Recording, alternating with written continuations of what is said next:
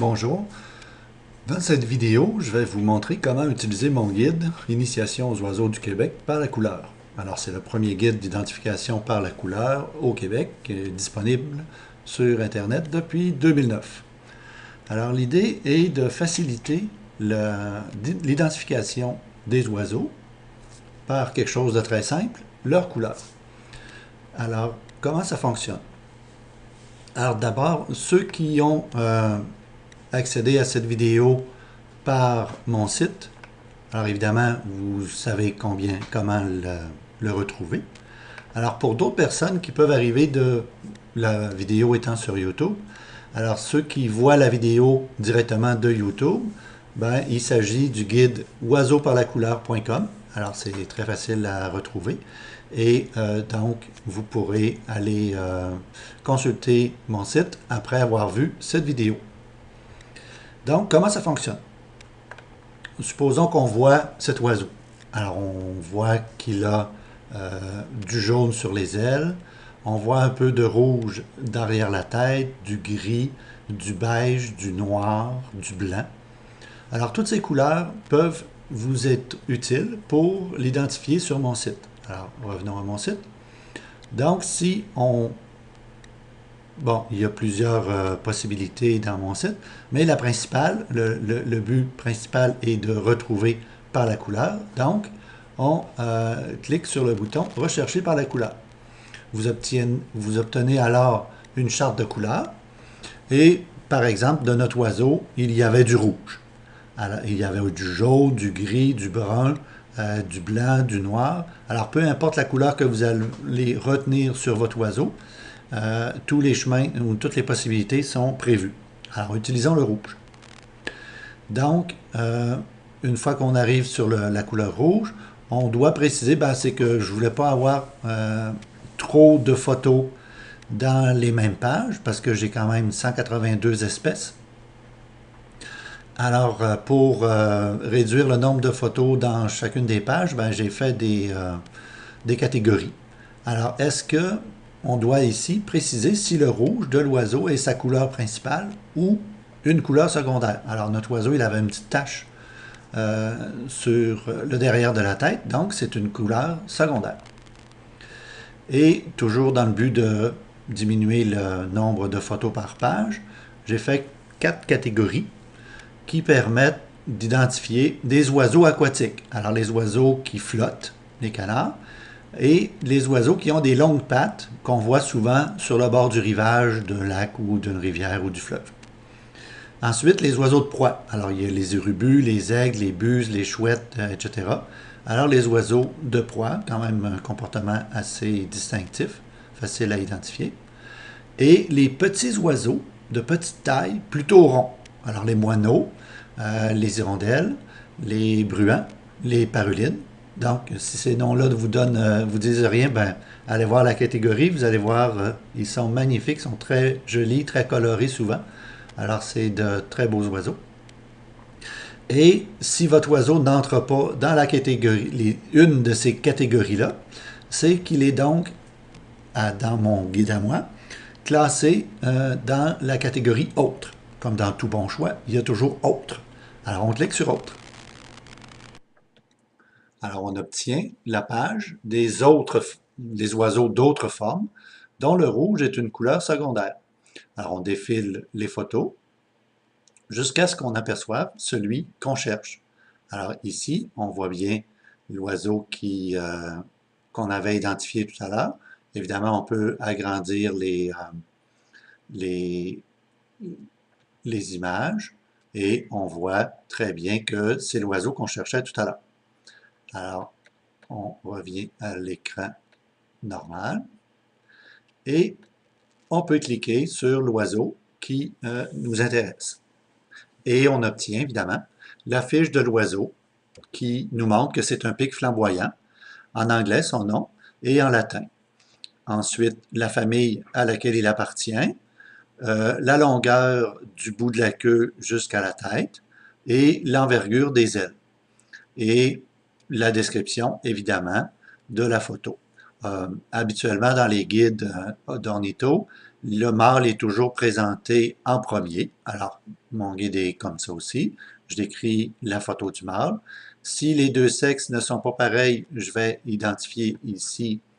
S'ils sont pareils, je vais le dire, les sexes sont semblables.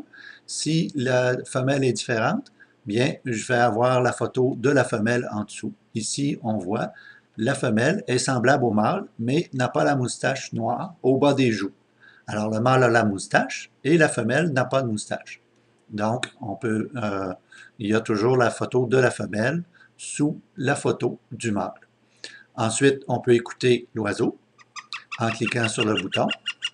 Toutes les espèces que j'ai d'oiseaux dans les 182 espèces et celles que je vais ajouter par la suite. Alors, on va arrêter notre pic. Alors, toutes les espèces d'oiseaux ont le bouton « Écouter l'oiseau ». Alors, la référence des sons, c'est le laboratoire Cornell aux États-Unis, une université américaine, oui, dans l'État de New York. Alors, on peut voir que j'ai mis des photos en bas de page dans une vidéo qui est hébergée sur YouTube. Alors, l'avantage d'avoir mes photos sur une vidéo comme ça, c'est que si vous voulez voir seulement les photos pour identifier votre oiseau, ben vous avez le mâle, la femelle et une autre photo, souvent le juvénile, pour identifier l'oiseau. Si vous voulez voir d'autres photos, bien, si vous voulez pas voir d'autres photos, ben, vous n'avez pas à payer la bande passante sur vos appareils mobiles, par exemple. Alors, si vous voulez voir d'autres photos, ben, vous cliquez sur la vidéo. Donc, vous actionnez la vidéo. Et puis, plusieurs espèces ont, mais pas toutes les espèces. Là, ça va aller au fil du temps que je vais pouvoir prendre des photos intéressantes de chacune des espèces. Alors, si vous cliquez dessus, vous êtes en mesure d'agrandir en utilisant le petit bouton en bas à droite pour voir les photos correctement en plein écran. Alors, je ne ferai pas ici, là, ça va dépasser la limite de notre petite vidéo. Alors, je vais revenir un petit peu sur le choix des couleurs. J'ai fait une page qui contient des précisions importantes sur les couleurs. Alors, je rappelle que l'éclairage ou la distance avec votre oiseau, ou si vous faites l'observation à l'œil nu ou avec des jumelles, la nuance des couleurs, etc. Alors, si j'exagère un peu, tous les oiseaux un peu loin à contre-jour, ils vont tous être gris. Mais certains vont être gris, d'autres vont être beige, d'autres vont être bleus. Mais si vous ne les voyez pas correctement, les couleurs vont être confondues. Alors, quand vous cherchez une couleur, assurez-vous que la couleur est vraiment sur l'oiseau et non pas une couleur que vous avez mal vue sur l'oiseau. Alors, on va revenir au menu principal. Donc, le but principal de mon site, c'est recherche par la couleur, on vient de le voir. Vous avez aussi le choix de rechercher par nom. Par exemple, quelqu'un qui est habitué sur mon site, qui entend parler d'un oiseau, veut avoir des photos ou entendre le son, bien, vous pouvez rechercher avec donc cette page qui vous donne les noms. Les noms en français, en anglais et les noms en latin, les noms scientifiques. Alors, par exemple, certaines personnes un peu plus âgées vont se rappeler des noms français comme les pinsons et les fauvettes. Alors, les noms-là n'existent plus, c'est des bruants et des parulines. Alors, les noms en français peuvent varier. Donc, c'est intéressant d'avoir la possibilité de le chercher en anglais ou en latin. Alors, les appellations anglaises et latines sont beaucoup plus stables. Alors, par exemple, si je cherche, on va chercher le harfang des neiges. Alors, le harfang des neiges, et puis, ouais. Donc, je vais revenir un peu, excusez. Donc, on voit que le harfang des neiges, il y a un lien. Le guillemot a un lien. Le harle de Kakawi, ou cet oiseau-là, on n'a pas de lien. Donc, j'ai les noms de tous les oiseaux qui peuvent être observés au Québec. Cependant, mon guide actuellement, en juillet 2017, donc j'ai 182 espèces. Donc, je n'en ai pas tous les espèces. Cependant, je voulais vous montrer tous les noms. Les noms en bleu sont relativement faciles à observer, quoique une Grèbe Esclavon, c'est pas si facile, mais quand même, c'est plus facile. Ceux en rouge sont nettement des visiteurs. Je les note ici. Le nom en rouge sont des oiseaux visiteurs, donc rarement observés au Québec. Mais je tenais à avoir tous les noms des oiseaux qui peuvent être vus une fois de temps en temps ou un peu plus difficilement, mais je voulais avoir tous les noms d'oiseaux. Alors revenons au menu principal. Ah oui, je cherchais le harfang des neiges tout à l'heure. Je voulais vous montrer quelque chose pour le harfang des neiges. Alors, le harfang des neiges, l'emblème aviaire du Québec, mais aussi, c'est que lorsque la photo n'est pas de moi, il y a toujours le nom de la personne qui a pris la photo. Alors, la plupart des photos, c'est moi. Cependant, il y a quelques photos qui m'ont été prêtées par des personnes de grand cœur que je remercierai jamais assez. Donc, le nom en dessous de la photo, ça veut dire que c'est pas moi qui l'ai fait. Alors, on va revenir à une page. Donc, on a vu la recherche par nom. Voyons donc la page crédit. Et c'est de ça que je vous parlais tout à l'heure. Donc, les personnes qui m'ont prêté des photos. Au début, j'avais 120 espèces, des photos de 120 espèces. Et ces personnes à grand cœur, comme je dis, m'ont prêté des photos.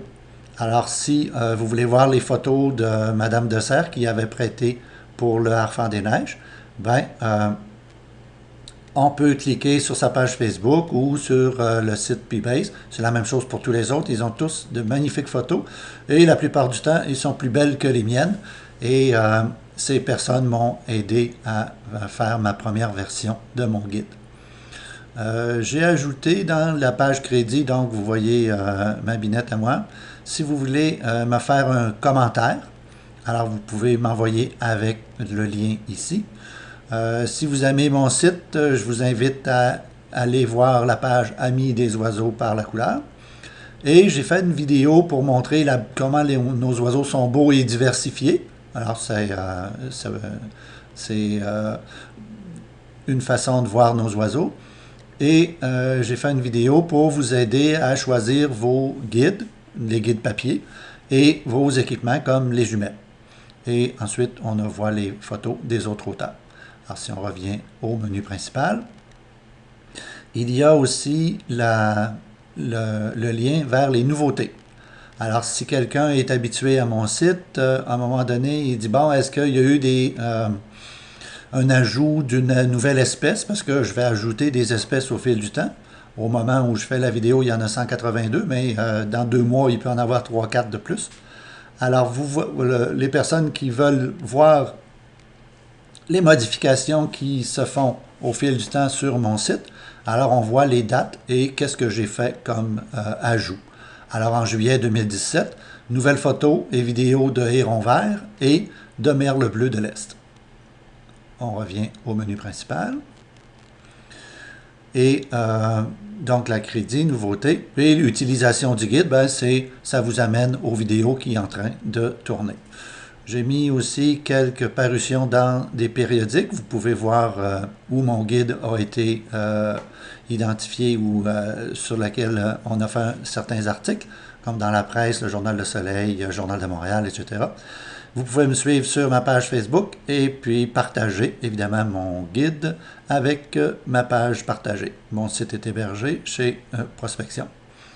Et donc, ça fait le tour. Bonne observation. Essayez d'observer sans déranger les oiseaux. Trop souvent, je vois des photographes qui font des photos de beaucoup trop proches. Alors, si vous trouvez que mes photos sont moins belles de qualité, ça ne me dérange pas du tout. Je fais des photos assez loin et j'essaye de déranger le moins possible nos amis à plumes. Alors, bonne observation et au plaisir!